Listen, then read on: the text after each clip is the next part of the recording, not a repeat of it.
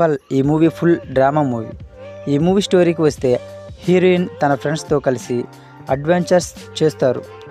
అక్కడ అనుకోకుండా heroine boy friend చనిపోతాడు. తన బాయ్ ఫ్రెండ్ అస్థికలు వదలడం కోసం, అలాగే తన కోల్పోయిన ధైర్యం సంపాదించుకోవడం కోసం ఎక్స్పైర్ అయిపోయిన B67 టీవీ టవర్ పైకి ఎక్కుతారు. అక్కడ ఏం జరిగింది, కిందకు ఎలా దిగారు అనేదే ఈ మూవీ. ఇక ఈ మూవీలోకి వెళ్తే హీరోయిన్ పేరు బెక్కీ, తన బాయ్ ఫ్రెండ్ పేరు డాన్, తన ఫ్రెండ్ పేరు హంటర్. వీళ్ళ ముగ్గురికి అడ్వెంచర్స్ చేయడం అంటే చాలా ఇష్టం.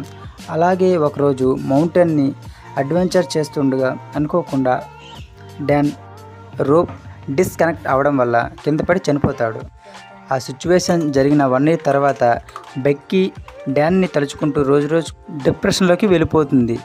నిత్యం తాగుతూనే ఉంటుంది. బెక్కీ ఫాదర్ ఎంత నచ్చచెప్పినప్పటికీ ఫాదర్తో వెళ్లకుండా తనొక్కతే ఉండిపోతుంది. స్లీపింగ్ ట్యాబ్లెట్స్ వేసుకొని చనిపోదాం అనుకుంటుంది. ఆ టైంకి తన ఫ్రెండ్ అయిన హంటర్ వస్తుంది. తనకు చాలాసేపు నచ్చచెబుతుంది. ఈ మూవీలో హంటర్ ఒక యూట్యూబర్. హంటర్ బెక్కీతో ఇలా ఉంటుంది, పోయిన నీ ధైర్యాన్ని తెచ్చే ప్లాన్ నా దగ్గర ఒకటి ఉంది. అది ఏంటంటే B67 టీవీ టవర్ ఎక్కుదాం, ఇక డాన్ అస్థికులు అక్కడ కలుపుదాం. ఇక ఫ్రెండ్స్ ఇద్దరు కలిసి కారులో టీవీ టవర్ దగ్గరకు బయలుదేరుతారు. టీవీ టవర్ ప్రాంగణంలో చుట్టుపక్కల కంచె ఉండి దానికి తాళం వేసి ఉంటుంది. ఎందుకంటే టీవీ టవర్ ఎక్స్పైర్ అయ్యి ఉంటుంది. అయినా దాన్ని దాటుకుంటూ ఇద్దరు లోపలికి వెళ్ళిపోతారు. వెళ్ళే దారిలో ప్రాణాలతో ఉన్న ఒక హైనాను రాబందులు తింటూ ఉండడం చూసి వాటిని తరిమేస్తారు. అలా టీవీ టవర్ దగ్గరకు చేరుకుంటారు. అయినప్పటికీ బెక్కీ టీవీ టవర్ ఎక్కడానికి అంగీకరించదు. హంటర్ తనకి నచ్చ చెబుతుంది. వాళ్ళిద్దరూ టీవీ టవర్ పైకి ఎక్కుతుంటారు. స్టార్టింగ్లోనే నిచ్చెనకున్న హ్యాండిల్ విరిగిపోతుంది. బెక్కీ చాలా భయపడుతుంది. అప్పుడే 1000 feet ఎక్కిపోతారు. అక్కడ పక్షులు కూడా ఉండవు. ఇంకా కొద్దిసేపటికే 1800 అడుగులు ఎత్తుకు చేరుకుంటారు. అక్కడ నుంచి 200 అడుగుల ఒక రాడ్ రౌండ్ షేప్లో ఒక నిచ్చెన అతికి ఉంటుంది. ఇక దాని మీదకి ఎక్కుతుండగా మధ్యలో సిగ్నల్ డ్రమ్స్ అనేవి ఉంటాయి. అయినప్పటికీ టవర్ యొక్క చివరికి చేరుకుంటారు. అప్పటికే చాలా నట్ అండ్ బోల్ట్స్ ఊడిపోయి ఉంటాయి. ఇక పైకి ఎక్కిన తర్వాత బెక్కీ అండ్ హంటర్స్ ఎంజాయ్ చేస్తూ సెల్ఫీస్ తీసుకుంటారు. ఇంకా స్టంట్స్ వేస్తుంటారు. డాన్ యొక్క అస్థికలు గాలిలో అక్కడ ఎగరవేస్తారు. ఇద్దరు కూడా బాగా ఎమోషనల్ అవుతారు. ఇక బెక్కీ కిందకి దిగుతూ ఉండగా నట్ అండ్ బోల్ట్స్ విడిపోతాయి. రాడ్ షేప్లో ఉన్న టవర్కి నిచ్చెన ఉంటుంది. ఆ నిచ్చెన మొత్తం విడిపోయి పడిపోతుంది. తను ఒక సేఫ్టీ రోప్ కట్టుకోవడం వల్ల హంటర్ బెక్కీని కాపాడుకోగలుగుతుంది. చాలా కష్టపడి హంటర్ బెక్కీని పైకి లాగుతుంది. At the same time Becky కాళ్ళకి చాలా పెద్దగా స్క్రాచ్ పడుతుంది. ఆ గాయానికి ఫస్ట్ ఎయిడ్ చేస్తారు. అక్కడ ఎమర్జెన్సీ బాక్స్ ఉంటుంది. ఆ బాక్స్లో టెలిస్కోప్ అండ్ సింబాలిక్ గన్ ఉండడం గమనిస్తారు. సహాయం కోసం ఫోన్ చేయడానికి అక్కడ సిగ్నల్ కూడా ఉండవు. సిగ్నల్ కోసం తన మొబైల్కి రోప్ కట్టి కిందకి జారవేస్తారు. ఇంకా సిగ్నల్ అందకపోవడంతో రోప్ పట్టుకుని హంటర్ కిందకి దిగుతుంది. అప్పటికీ సిగ్నల్ దొరకవు. సిగ్నల్స్ ఇంకా దొరకవు అని హెల్ప్ మీ అని ఫ్రెండ్స్ అందరికీ మెసేజ్ పెట్టారు. డైరెక్ట్గా మొబైల్ కిందకి పడవేస్తే మొబైల్ పోతుందని హంటర్ యొక్క షూ తీసి షూలో మొబైల్ పెట్టి కిందకి పడేస్తారు. అయినా చాలాసేపటికి ఎవరు రెస్పాండ్ అవ్వకపోవడంతో మొబైల్ పోయింది అని కన్ఫర్మ్ చేసుకుంటారు. ఆ తర్వాత అక్కడికి ఓ ఫ్యామిలీ వస్తుంది. వాళ్ళు చూడడం కోసం బెక్కీ యొక్క 2 షూలు విసిరేస్తుంది. అయినప్పటికీ అతడు పైకి చూడడు.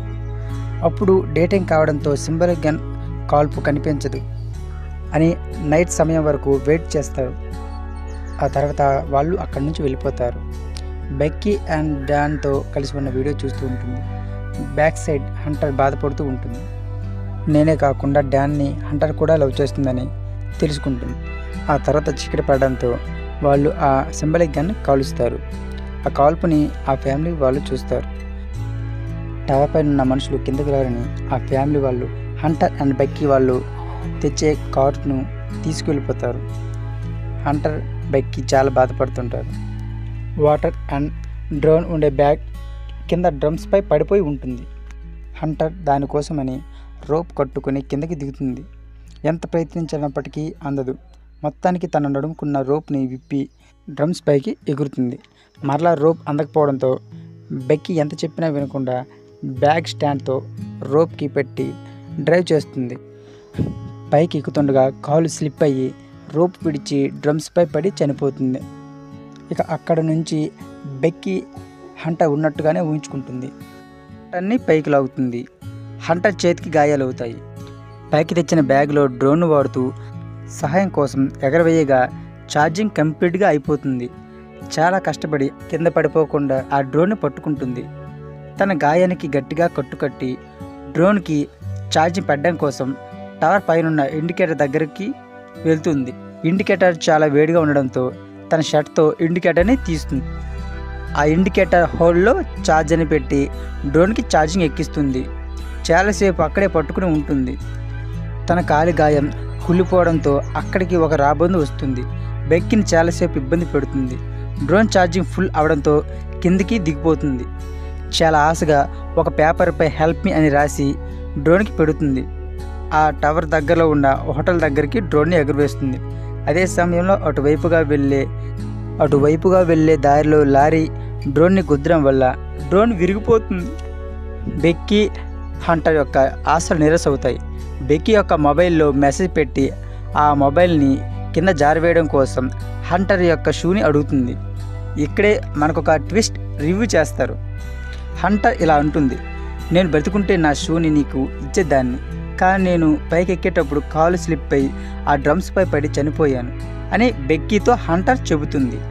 ఇప్పటి వరకు బెక్కీ హంటర్ ఉన్నట్టుగా ఊహించుకున్నట్టు అప్పుడు మనస్ఫూర్తిగా నమ్ముతుంది. బెక్కీ హంటర్ చనిపోవడం మనస్ఫూర్తిగా నమ్మి చాలా బాధపడుతుంది, కృంగిపోతూ ఉంటుంది.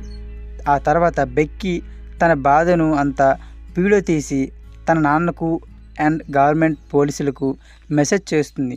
ఆ మెసేజ్ వాళ్ళ నాన్నకు చేరేటప్పటికి బెక్కీ ప్రాణాలతో ఉంటుందో లేదో అని చాలా బాధపడుతుంది. బెక్కీ కొన్ని రోజులుగా ఆకలితో ఉండడం వల్ల ఓపిక ఉండదు. అది అదనుగా చూసుకొని తన కాలికి ఉన్న కుళ్ళుతున్న గాయాన్ని చూసి ఆ రాబొందు వెంటనే అక్కడికి చేరుకుంటుంది. అలా ఆ గాయాన్ని ఆ రాబొందు తింటూ ఉంటుంది. అలా తింటూ ఉన్న రాబొందు తల పట్టుకుని కొట్టి చంపి తినేస్తుంది. కొంతసేపటికి బలమంతా కూడబెట్టుకుని రోప్ని ఇంకొంచెం కిందకి కట్టుకొని ఆ డ్రమ్స్ పైకి బెక్కీ చేరుకుంటుంది. అప్పటికే హంటర్ బాడీని రాబందులు చాలా వరకు తినేస్తుంటాయి. ఆ మెసేజ్ పెట్టిన మొబైల్ని హంటర్ యొక్క షూ తీసి షూలో పెట్టి ఆ గాయంలో ఆ షూని పెడుతుంది.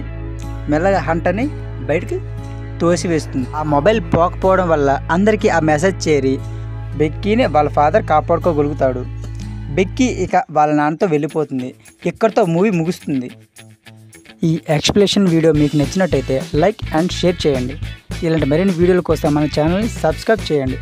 ఈ మూవీ చూడాలనుకునే వాళ్ళు డిస్క్రిప్షన్లో లింక్ ఉంది, కాపీ చేసి గూగుల్లో పేస్ట్ చేసి డౌన్లోడ్ చేసి చూడండి.